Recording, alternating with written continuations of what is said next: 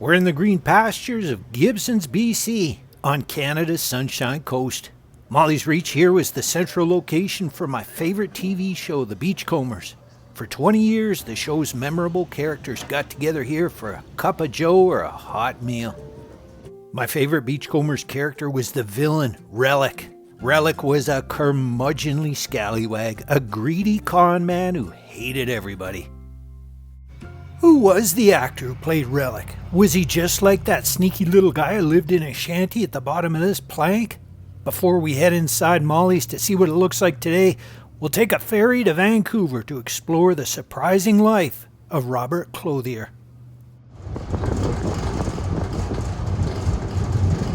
Young Bobby was born in 1921 in Prince Rupert, BC. His daddy, Robert Leroy Clothier, moved the family to Vancouver. In 1935, he lived at 1121 West 27th Street. Young Bobby C's mom was Patty. He had a brother and a sister. And here it is, his childhood house, built in 1920, and it's in excellent condition. I wonder if the top window there was Bobby's bedroom. I sure hope this beauty has heritage status.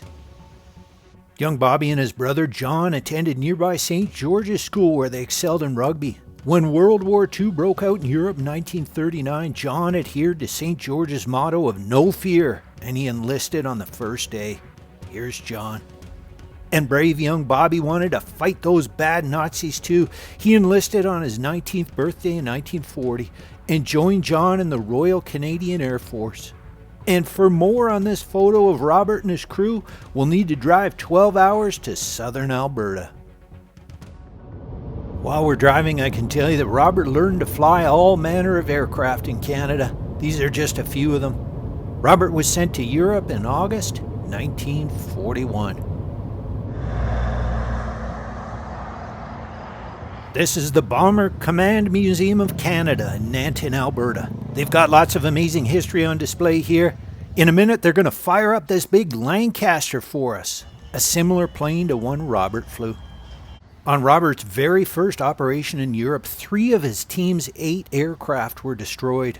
Over the next few years, with the odds of survival stacked against him, he continued on to bravely attack practically every heavily defended target in Europe. And he was an excellent pilot. He never permitted his bombs to be dropped unless he was certain they would fall on the target. He was admired by everyone. On one mission, he was in danger of being spotted by some searchlights, so he stalled his plane, a big Hamden like this one. And despite having a full bomb load aboard, he did a complete upside-down flip to evade enemy fire. Robert was so brave that after he completed a night of bombing, he would voluntarily swoop the plane down low so his crew could attack the enemy with machine guns. Robert was awarded the Distinguished Flying Cross. It is only given to officers for an act of valor, courage, or devotion to duty. Robert was recognized in particular for his incredible raid on Cologne, Germany. His citation says that he was an inspiration to all with his courage, coolness, and confidence. And his artistic talents were beginning to emerge, as seen here in his flight log. All right, we're here with a very special guest. What is your name, sir? Dave Burrell. And why should people come and visit this great place? Well, because almost 1/4 of Canada's World War II were killed flying airplanes. And what is your mandate here? Our mandate is to honor the memory of the Canadians who served at Bomber Command during World War II. And that's illustrated by our memorial wall on the front lawn, upon which there's 10,800 names of Canadians who were killed flying in bombers like we have here. Thank you very much for your warm hospitality, Dave. Oh, you're welcome. Pleasure. So there's the crew, and those are probably the same guys that are in the picture. In his museum archives, Dave has something special for us. These are movies that Robert filmed during his service. Really amazing footage. Dave says he doesn't know of any other documentation like this in existence.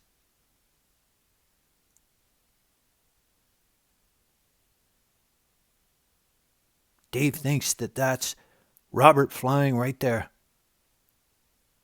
And you see Robert clowning around on the far left here with his buddies.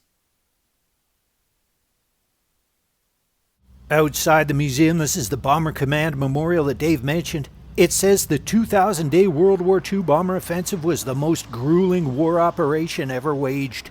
When human society stood at the crossroads, the Royal Canadian Air Force was there to fill the breach and give humanity the victory. And you might recognize the photo in the middle of the memorial. This is the 408 Goose Squadron, Robert Clothier, third from the right. They chose this photo because it best evokes the spirit of the young Canadians who served their country. It was only after the memorial was built that they realized Robert's famous identity. The guy just to the left of Robert was his navigator, Santi DeZorzi, and Santi said that Robert was the best pilot in the entire Air Force.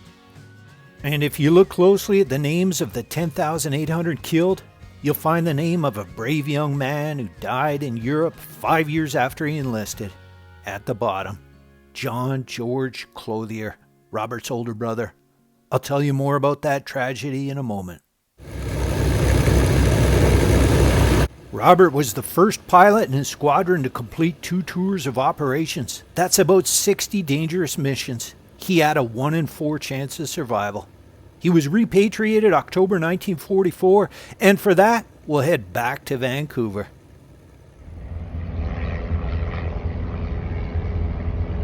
We're actually about an hour south of Vancouver at the Boundary Bay Airport. This was the site of an RCAF training base, and the old World War II hangar is still here. On December 23, 1944, Flight Lieutenant Robert Clothier was serving as an instructor here. With Christmas 2 days away, the guys on base were thinking of their families. Robert was assigned a training flight with 3 brave young men, Corporal Robert Dutton, Flight Officers Thomas Walmsley and George Spencer. At 3 p.m., they boarded a B-25 Mitchell bomber. Just moments after takeoff, the port engine lost power. The plane returned to the ground, but pitch left. At 3:08 p.m., the Mitchell slammed into a deep ditch. It burst into flames. Robert, who was not wearing a safety harness, was ejected through the windshield. When crews recovered him, he was severely injured. His back was broken in 5 places. The other 3 men did not survive. The airport has some memorials on display here for the many brave men who lost their lives at Boundary Bay, and you'll find the names of Robert's 3 buddies. Robert Dutton was 22 years old. His heartbroken parents laid him to rest in his hometown of Gilbert Plains, Manitoba.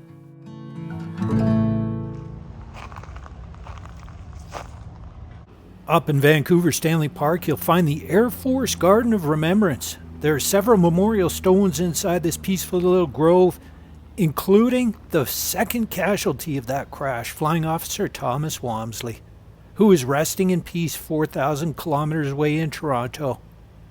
Let's go. I was surprised to discover that I have a connection to Thomas Walmsley. He left behind a widow and a 2-year-old son named Brian. Brian grew up to be a very successful, generous, and kind man. Here he is with an inspirational letter that his dad Thomas left him. Brian had 3 kids of his own, and it turns out I was school chums with his eldest daughter. Here we are together in a school play. That's yours truly back left. And the boy on the far right, you guessed it, Beachcomber star Cam Bancroft. A great guy and a talented actor.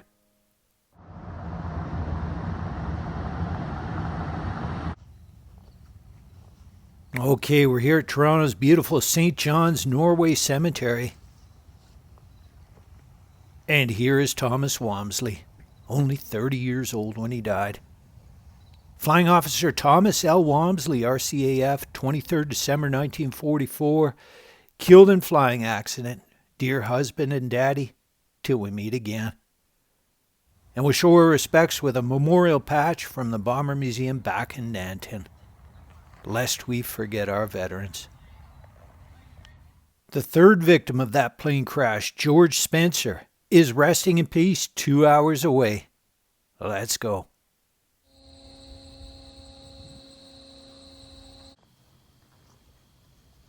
We're here at the peaceful Lakeview Cemetery just outside of Niagara Falls, and here's George Spencer. Flying Officer, RCAF, July 6, 1915 to December 23rd, 1944. He was just 29. He was married to Jean when he died, and 65 years later, she joined him here and into eternity. We'll leave another memorial patch from the Bomber Museum.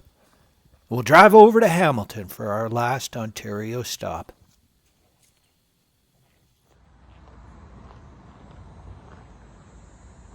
This is the Canadian Warplane Heritage Museum. Lots of planes on display here. You'll recognize the Lancaster like the one back in Nanton. And outside is a B-25 Mitchell bomber, just like the tragic plane from Boundary Bay. I wasn't allowed to walk across the tarmac, but one of the volunteers here was kind enough to take a few pictures. As we watched the guys take the Mitchell out for a flight, I can tell you that a few weeks after the crash, Robert was told that his brother John had been killed by friendly fire in England. At that point, young Robert had one choice: get busy living or get busy dying. For more on his brave choice, we'll head back to Vancouver.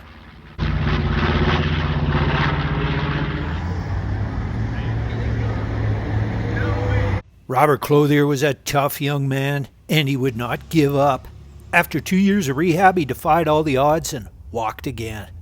He followed his artistic passions, and he studied architecture and design here at the University of British Columbia.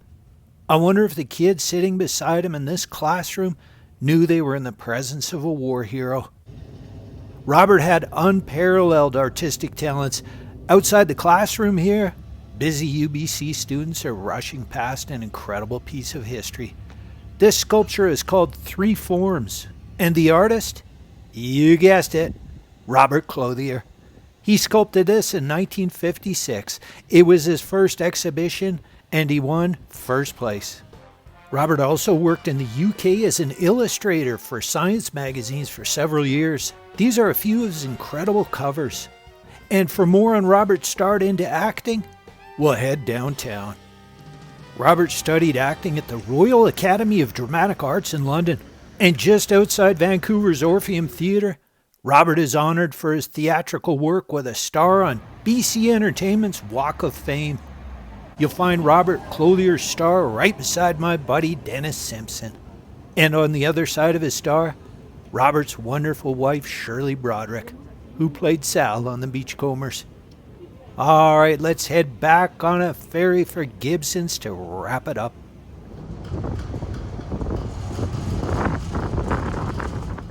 Before we go to Molly's, I thought we'd take a look inside the Sunshine Coast Museum in Gibson's. Their Beachcombers display includes Relic's famous costume and a recreation of Molly's Reach. Relic had a remarkable jet boat that was lost after the show wrapped. For decades it was feared lost forever. But a very nice man recently found it, and he's fixing it up at a nearby secret location. What is your name, sir? My name is Dino. And Dino, what is your left arm leaning on right now? Well, some people call it a relic, but it's actually the jet boat from the series of the Beachcombers. So Dino, is the goal to get this back on the water and seaworthy? Oh yeah, 100%. It'll be in the water. And do you think I could take a ride with you? Well, we're working on that actually. If you come down here, you'll see the jet sticks out. This whole piece sticks out to about here, and then you have the guards underneath, right? So that's why they were able to do that.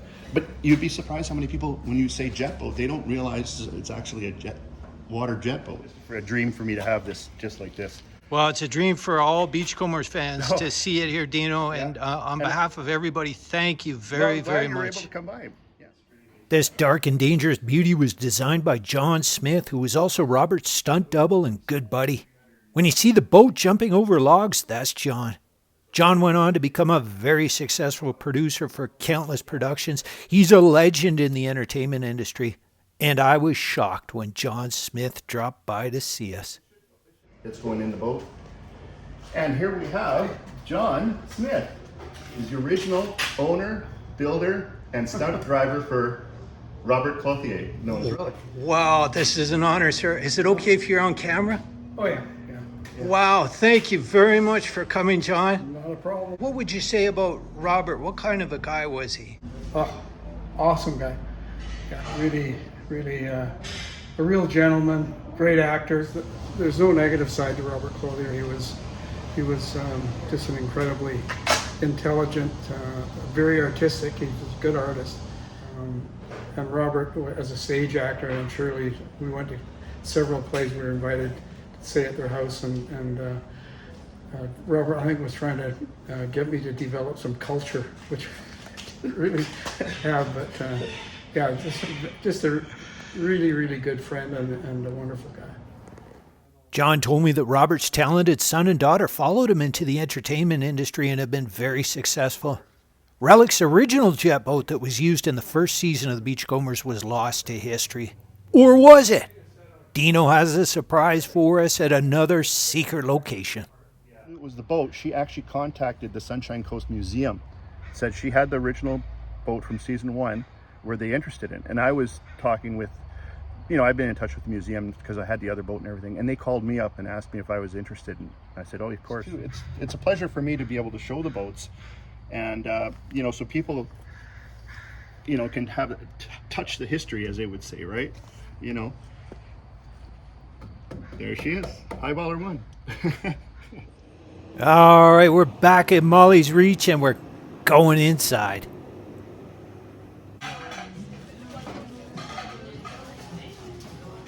Ooh, the place has been tastefully refurbished. Looks like you give your order at the counter here. Relic probably would have complained about that, but I'm sure he would have loved the excellent coffee here and top-flight grub. Nick's salvage office has been removed, allowing more space in the restaurant. Now there's a great ocean view. You can even buy Jackson Davies' phenomenal book, Bruno and the Beach. Robert Clothier passed away in North Vancouver, February 10, 1999, age 77. Jackson Davies says Robert personified dignity and honesty, a true gentleman, and he stayed humble despite countless fan letters and lines of people outside Molly's hoping to meet him. Turns out the modern-day Renaissance man was completely different than his evil character.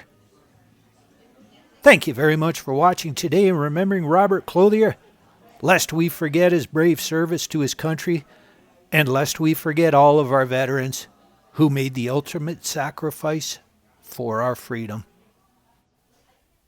We'll wrap it up with some more home movies of young Robert enjoying his amazing life.